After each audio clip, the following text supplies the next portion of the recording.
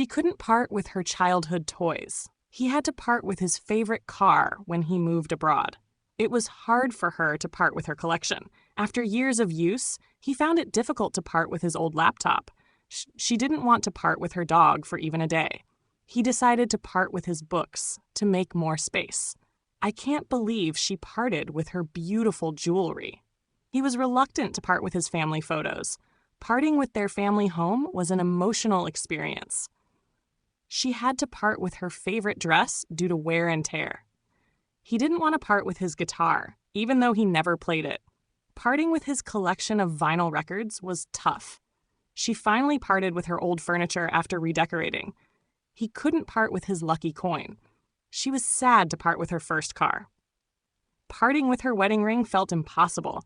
He wasn't ready to part with his memories from the trip. She had to part with her plants when she moved to a smaller place.